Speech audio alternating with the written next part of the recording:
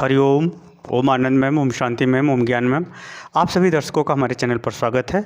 आज हम लोग बीएड थर्ड सेमेस्टर के अंतर्गत विभिन्न प्रकार के बालकों की आवश्यकताओं की पूर्ति हेतु अध्यापक की भूमिका क्या होती है, इसके विषय में हम लोग अध्ययन करेंगे। पिछले वीडियो में अध्यापक की भूमिकाओं के विषय में व्यापक रूप से चर्चा की जा चुकी है।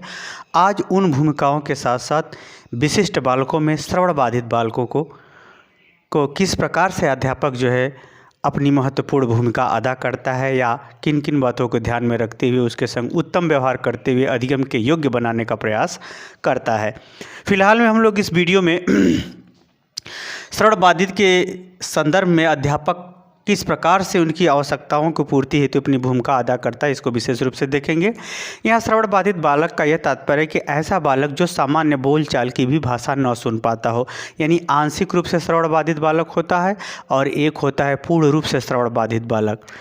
यानी जो आंशिक रूप से श्रवण बाधित बालक होता है वह दुर्घटनाओं के कारण से या किसी बीमारी के कारण से या बीमारी में सही ढंग से उपचार न होने के कारण से उसको कम सुनाई देने लगता है या अत्यंत कम सुनाई देने लगता है, ऐसे टाइप के बालक होते हैं। तो ऐसे बालकों को जो है आंशिक रूप से श्रवण बाधित बालक के रूप में देखा जाता है या गंभीर रूप से श्रवण बाधित बालक के रूप में देखा जाता है। परंतु जो पूर्ण रूप से श्रवण बाधित बालक है, यानी उसको बिल्कुल नहीं सुनाई देता है, वो भी जन्मजात, तब वो मूक बधिर बालक भी बन जाता है। यानी वो उसको बचपन से ही उसको जब सुनाई नहीं देता तो वह बोल भी नहीं पाता है। फिलहाल में हम लोग श्रवण बाधित बालकों को जो 3 स्वरूप है, आंशिक रूप से श्रवण बाधित बालक, गंभीर रूप से श्रवण बाधित बालक और पूर्ण रूप से श्रवण बाधित बालक। जो पूर्ण रूप से श्रवण बाधित बालक होते हैं वह मूक बधिर बालक होते हैं, उनको न बोल पाते हैं और न सुन पाते हैं। और जो गंभीर रूप से श्रवण बाधित बालक होते हैं, ऐसे बालकों को बहुत तेज़ से बोलेंगे, बहुत तेज़ आवाज़ में बोलेंगे तब उनको थोड़ा मोड़ा सुनाई देता है। जो आंशिक रूप से श्रवण बाधित बालक होते हैं उनको थोड़ा ज़ोर से बोलने पर ही उनको सुनाई देता है। फिलहाल में किसी भी प्रकार का अगर श्रवण बाधित बालक है तो उसमें जो है जब उसको सुनाई नहीं देता तो निश्चित रूप से 3 समस्याएं उत्पन्न होती हैं। पहली समस्या उत्पन्न होती है कि जब कोई अध्यापक पढ़ाएगा तो वह अपनी जानकारी को किस प्रकार से उसके तक पहुंचाने का प्रयास करेगा, यानी संप्रेषण की समस्या उत्पन्न हो जाती है। संप्रेषण में जो है ये जो समस्या उत्पन्न होती है, शाब्दिक संप्रेषण, क्योंकि शब्द उसको स्पष्ट रूप से सुनाई नहीं देते हैं, शाब्दिक संप्रेषण की समस्या उत्पन्न होती है।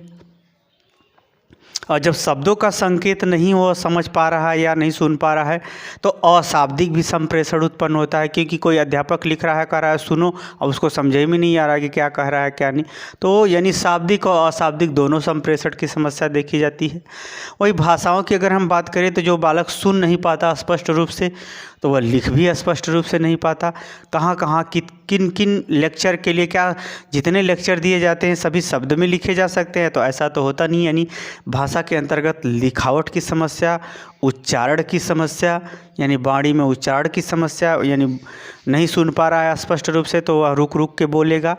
यानी कहने का मतलब संप्रेषण में भाषा और वाणी का मतलब ये होता है स्वयं का बोलना।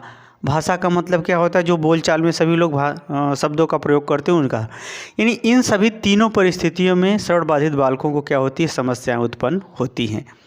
तो इन श्रवण बाधित बालकों की जो विभिन्न प्रकार की जो समस्याएं उत्पन्न होती हैं, उन समस्याओं को किस प्रकार से दूर करके अधिगम के योग्य बनाएं, इस दृष्टिकोण से अध्यापक की क्या भूमिका होती है, इसको हम लोग देखेंगे। पहली भूमिका है ज्ञान एवं पहचान। अध्यापक कक्ष में यदि पढ़ा रहा है तो ऐसे बालकों के विषय में पूर्ण रूप से वह जानकारी रखता हो, साथ में ऐसे बालकों के लक्षणों को वह पहचानता हो। जैसे कोई बालक बार बार बोलता है कि सर जी फिर से बोलिए, रिपीट कीजिए, तो वो यानी सुनने की समस्या है, उसकी आंशिक श्रवण बाधिता है। सर फिर दोहराइए, फिर दोहराइए, तो ऐसे टाइप का वो दोबारा बोलता रहता है। तो ऐसे बालकों को अध्यापक क्या करे, सभी पहलू से उसको, एक बायोलॉजिकल पहलू से, मनोवैज्ञानिक पहलू से और शारीरिक पहलू से, व्यवहारिक पहलू से और विभिन्न दृष्टिकोणों से ऐसे बालकों के विषय में अच्छी तरह जानता भी हो और उसे अच्छी ढंग से पहचान कर लेता हो, ताकि अध्यापक उचित ढंग से व्यवहार कक्ष में कर सके और उनको जो है अधिगम कराने में या सीखने में मदद कर सके। तो ऐसे बालकों के लिए जो है अध्यापक जब तक जानकारी में नहीं होगा, जब तक उसको पहचान नहीं कर पाएगा, तब तक वह उसके लिए उचित व्यवस्था या उचित व्यवहार या उचित अधिगम कराने के लिए विभिन्न प्रारूपों को प्रयोग करने में असफल रहेगा। इसलिए अध्यापक क्या करता है, इनकी ज्ञान, इनकी जानकारी, इनका ज्ञान और पहचान करते हुए उपयुक्त व्यवहार का निर्धारण करते हुए उनको अधिगम करने में सहयोग प्रदान करता है। यह महत्वपूर्ण भूमिका होती है, यानी उनको जानकारी, उसके विषय में जानकारी रखने, उसको पहचानने में अध्यापक की महत्वपूर्ण भूमिका। अगर दूसरी भूमिका की बात करें तो सक्रिय समायोजन। यहाँ सक्रिय समायोजन का तात्पर्य यह है कि जो भी क्लास हो या घर परिवार हो या फिर समाज हो, इन सभी परिस्थितियों में जो श्रवण बाधित बालकों के संग लोग उचित व्यवहार किस प्रकार करें कि वह जो है अनुकूल यानी धनात्मक ऊर्जा का विकास हो, पॉजिटिव सेंस का उसका विकास हो, निगेटिव सेंस कम हो। क्योंकि ऐसे बालकों को जब निगेटिव सेंस में लोग देखने लगते हैं तो ऐसे बालक नर्वस होने लगते हैं और कटने लगते हैं, एक दूसरे से थोड़ा कट के रहना शुरू कर देते हैं। ऐसे बालक धीरे धीरे हीनता के शिकार हो जाते हैं। तो ऐसी हीनता का शिकार न हो बल्कि वह समाज के संग जुड़ सके, समाज में लोग उसके संग उचित व्यवहार करें और ताकि वह अपने पॉजिटिव सेंस यानी धनात्मक ऊर्जा का विकास करते हुए योग्यता क्षमता का विकास कर सके। यानी सक्रिय समायोजन परिवार में भी उसका अच्छा हो, इस ढंग का परिस्थिति देना, विद्यालय में इस ढंग का परिस्थिति देना, समाज के लोगों को निर्देश देना। यानी कहने का हमारा ये तात्पर्य है कि जो सक्रिय समायोजन अध्यापक कराने पर बहुत ज़्यादा बल देता है ताकि ऐसे बालकों के व्यक्तित्व का विकास हो सके। तीसरा है अनुदेशन। ऐसे बालक जब कम सुन पाते हैं तो उनको सीखने की गति जो होती है, बुद्धि होती हुई भी कम हो जाती है। तो ऐसे बालकों को शिक्षा के प्रति निर्देश दिए जाते हैं, पढ़ाई लिखाई के प्रति अभिभावकों को निर्देश दिए जाते हैं, मित्र मंडली को निर्देश दिए जाते हैं और सेवकों या अभिभावकों को भी निर्देश दिए जाते हैं। इस प्रकार से उसको शिक्षा के संदर्भ में निर्देश, भाषा किस प्रकार से आप बोलें कि यह जो है स्पष्ट रूप से भाषा सीख सके, यानी आंशिक रूप से अगर बाधित बालक है तो, गंभीर रूप से बाधित बालक है तो उसके लिए निर्देश अनुदेशन दिए जाते हैं कि इसके संग ऐसे व्यवहार करो। खास तौर से जो श्रवण बाधित बालक होते हैं उनके निगाहों और ओठों और चेहरे के हाव भाव के संचालन के माध्यम से जो है व्यवहार सिखाने पर बल दिए जाते हैं और उन सभी गतिविधियों को अध्यापक सिखाने पर बल देता है या बताने पर बल देता है ताकि वो जो है अधिगम कर सके। और भाषाओं को भी जो है अगर आंशिक रूप से अगर श्रवण बाधित बालक है तो भाषाओं के भी माध्यम से उसे सिखाने का, यानी ज़ोर से बोल करके या भाषाओं को ज़ोर से पढ़ करके या विभिन्न प्रकार के यंत्रों का उसे प्रयोग करके तेज ध्वनि में उसको सुना करके उसको भाषाओं संबंधी विकास करने संबंधी निर्देश भी अध्यापक देता है। व्यक्तिगत रूप से अभिभावकों को, मित्र मंडली को, कक्षा में और पाठ्य सहगामी क्रियाओं के अंतर्गत। अगर वही हम चौथा की बात करें तो पाठ्यक्रम में संशोधन, यानी अध्यापक क्या करता है, जो श्रवण बाधित बालक हैं इनके पाठ्यक्रमों में संशोधन करता है। संशोधन का यहाँ तात्पर्य है कि पाठ्यक्रम की उन गतिविधियों को पहले निर्धारित करते हुए उसके उपकरणात्मक गतिविधियों को बढ़ावा दिया जाता है ताकि उपकरणों के माध्यम से उसे पढ़ाया जा सके या ओठों, निगाहों और हाथ के संचालन के माध्यम से उसे पढ़ाया जा सके। यानी पाठ्यक्रम इस प्रकार से बनाता है कि ऐसे प्रकार के बालकों को सीखने में क्या हो, सरलता हो, सीख सके वो आराम से। एक प्रकार से विभिन्न प्रकार के सहयोगों का सही दिशा में मोड़ते हुए उनको सिखाने का प्रयास किया जा सके, सही दिशा में उनको सिखाया जा सके। एक प्रकार से जैसे हम लोग हर बात सुन लेते हैं, वो हर बात सुन नहीं पाता, तो ऐसी परिस्थिति में उसको एक प्रकार से कहें तो प्रशिक्षणात्मक शिक्षण प्रदान किए जाते हैं। प्रशिक्षण देते हुए उसे शिक्षण प्रदान किए जाते हैं, प्रशिक्षण का प्रारूप निर्धारित करते हुए उसे शिक्षा प्रदान किया जाता है।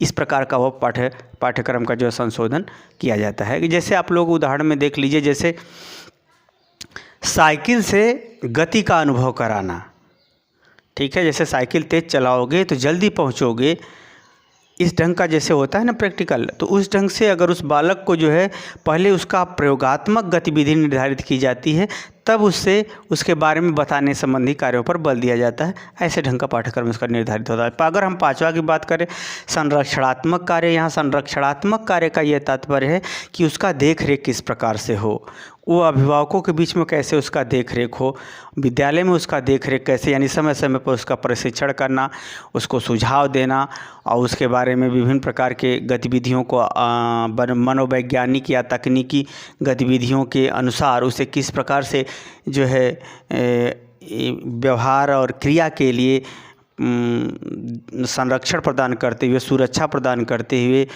जो संवेगात्मक रूप से दुखों को नियंत्रित करते हुए, यानी भावात्मक, क्रियात्मक, संज्ञानात्मक रूप से उसे सुरक्षा प्रदान करते हुए सीखने के लिए प्रोत्साहित करने संबंधी बातों को भी अध्यापक क्या करता है, उसके माध्यम से उसे सहयोग प्रदान करता है, जिससे ऐसे बालक जो है सीखने में सहायता मिले। शिक्षण अधिगम प्रबंधन, शिक्षण अधिगम प्रबंधन के यहाँ तात्पर्य है कि इस प्रकार का उसका कक्षा कक्ष हो या विद्यालय में उसकी इस प्रकार की व्यवस्था हो कि जहाँ वह शिक्षण अधिगम प्रक्रिया के अनुरूप उसका व्यवस्था हो, टेबल कुर्सी, प्रकाश और यंत्र और विशेष प्रकार के शिक्षित प्रशिक्षित अध्यापक, विषय वस्तु की क्रमबद्धता, इस और उसके जो है विद्यालय का कैंपस, छात्रावास इत्यादि इस प्रकार से वह एडजस्ट किया जाए कि ये जो श्रवण बाधित बालक है उनको जो है अधिगम कराने के अनुकूल हो, ऐसा सीखने के क्या हो, अनुकूल हो, उनको सिखाने में मदद मिले। तो इसके माध्यम से भी अध्यापक क्या करता है, ऐसे बालकों को जो है सहायता प्रदान करता है, अपनी भूमिका अदा करता है अध्यापक। इस ऐसे प्रकार के बालकों की अगर हम सातवां बात करें, उपकरणों की निगरानी, ऐसे बालक जो आंशिक रूप से श्रवण बाधित बालक हैं या ऐसे बालक जो गंभीर रूप से श्रवण बाधित बालक हैं या ऐसे बालक जो पूर्ण रूप से श्रवण बाधित बालक है, तो ऐसे बालकों के लिए विभिन्न उपकरणों की भी देखरेख, जो सुनने वाला यंत्र है उसकी देखरेख किया जाए, उसकी तीव्रता का निर्धारण किया जाए और उससे संबंधित तीव्रता और उपकरणों से संबंधित उसके जो है उपचारात्मक और मनोवैज्ञानिक दोनों प्रशिक्षणों के संबंध में जानकारी देते हुए या जानकारी रखते हुए ऐसे बालकों को निर्देशित किया जाता है, ताकि ऐसे बालक समय समय पर उपकरणों के माध्यम से अपनी जांच कराते हुए, सही उपकरण का प्रयोग करते हुए सही ढंग से सुन सकें, लिख सकें, पढ़ सकें, समझ सकें और अपने भाषा संबंधी विकार, बॉडी संबंधी विकार या संप्रेषण संबंधी विकारों को कम करते हुए अधिगम कर सके, अधिगम करने में सफल हो सके। मुझे उम्मीद है कि आप समझ गए होंगे कि श्रवण बाधित बालकों के संदर्भ में अध्यापक किस प्रकार की भूमिका अदा करता है। यह सिर्फ स्पेशल रूप से श्रवण बाधित बालकों के लिए है। इसी तरह से आगे हम लोग देखेंगे दृष्टिबाधित बालक, विकलांग बालक, प्रतिभाशाली बालक और मंदबुद्धि बालक इत्यादि बालकों के संदर्भ में भी ऐसे ही विशेष रूप से हम लोग अध्यापक की भूमिका को देखेंगे। मुझे उम्मीद है कि मेरे द्वारा पढ़ाया हुआ आप समझ गए होंगे। समझ गए हैं तो कमेंट बॉक्स में ज़रूर बताइए। साथ ही मेरे चैनल को लाइक शेयर सब्सक्राइब भी कीजिए। आज के लिए इतना ही। हरिओम।